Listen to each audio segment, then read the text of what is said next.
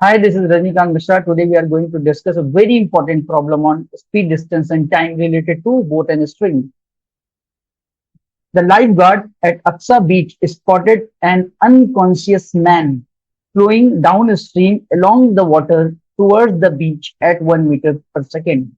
इस क्वेश्चन में बोल रहा है कि एक अनकॉन्शियस मैन जो पॉइंट ए से, suppose A represent unconscious man and point B represent beach.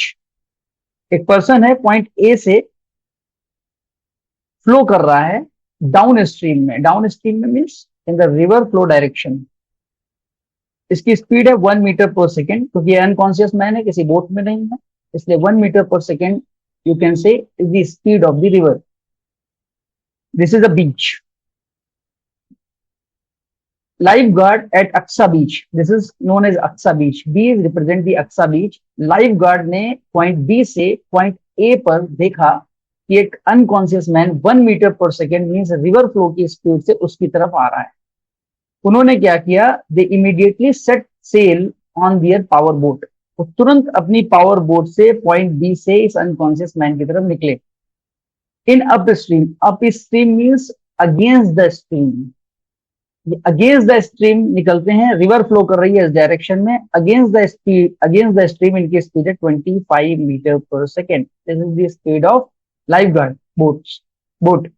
As soon as they reach the man, धीरे धीरे ये एक दूसरे की तरफ आएंगे। ये पर्सन तैरते हुए इस जगह पहुंचेगा और ये बोट इस जगह पहुंचेगी और ये लोग आपस में मुलाकात करेंगे।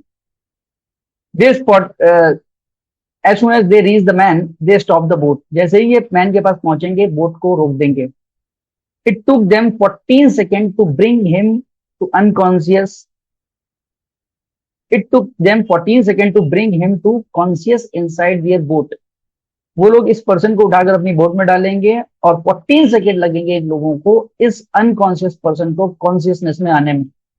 While the engine of the boat stopped during this 14 second, जब वो पर्सन अनकॉन्शियस स्टेट से कॉन्शियस स्टेट में आ रहा है, उस ड्यूरेशन में बोट की इंजन बंद है।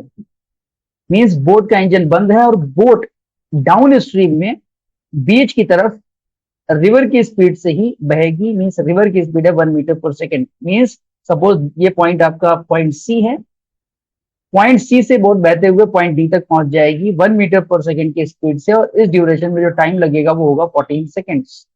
बिकॉज 14 सेकेंड लगे हैं इस पर्सन को, इस अनकॉन्शियस पर्सन को कॉन्शियसनेस में रिटर्न आने में।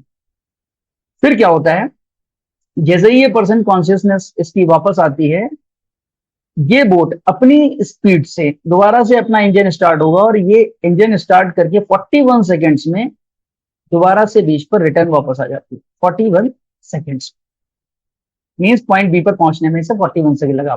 बी टू सी इसने 25 मीटर पर सेकेंड की अप स्ट्रीम में जर्नी की है। 1 मीटर पर सेकेंड से एक पर्सन ए टू सी तैरता हुआ आया है। सी टू डी जाने में 14 सेकेंड्स लगे हैं और D to B again return जाने में हमें जो टाइम लगा है वो 41 सेकेंड्स। अब यहाँ कॉन्सेप्ट डिस्कस करते हैं up stream and down stream का। जब हम अप स्ट्रीम मीन्स रिवर के अगेंस्ट तैरते हैं तो हमारी जो रिलेटिव स्पीड होती है वो बोट की स्पीड में स्ट्रीम की स्पीड माइनस हो जाती है। Means we can say from B to C, actual speed of this boat is not 25, this is 25 boat speed minus stream speed is 24 meter per second. B से C तक जाने में life guards की जो relative जो actual speed है वो 24 metre per second है, क्योंकि ये अप स्ट्रीम में जर्नी हो रही है।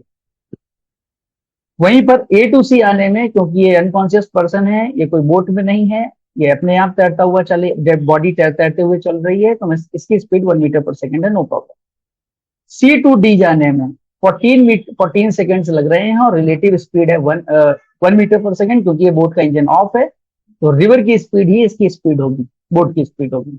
14 सेकेंड लगे हैं सी टू डी जाने में। Means we can find the distance of C to D. How?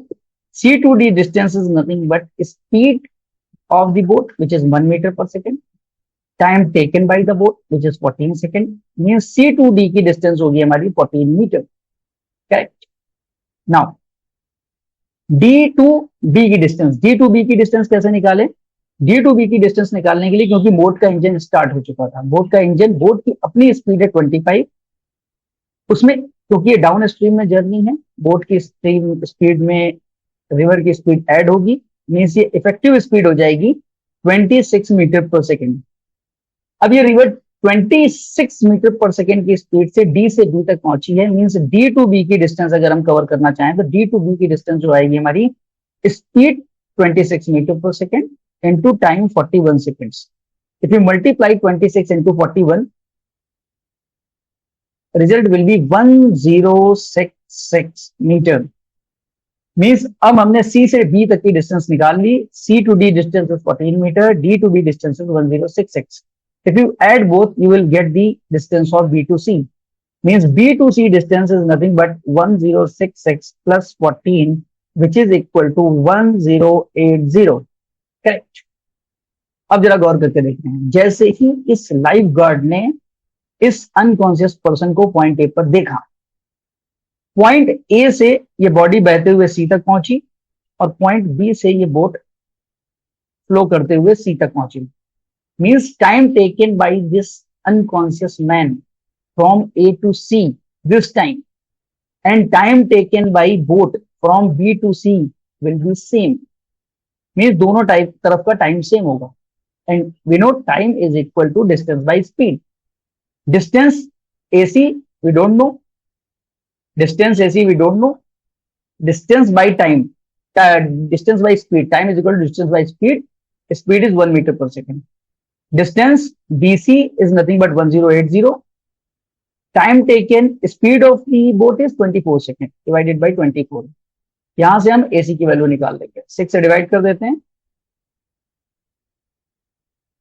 180, 4 से डिवाइड करिए 45, means AC will be 45 meter. Means हमारी A टू B की डिस्टेंस जो होगी वो 45 plus 1080 which is equal to 5211, means 1125 meter. अगर ये कॉन्सेप्ट आपको अच्छा लगा तो इसी तरीके के कॉन्सेप्ट से रेगुलर अपडेट रहने के लिए इस चैनल को सब्सक्राइब करिए, इस वीडियो को लाइक करिए और शेयर करिए अपने दोस्तों के साथ जो एग्जाम्स की प्रिपरेशन कर रहे हैं। Thank you.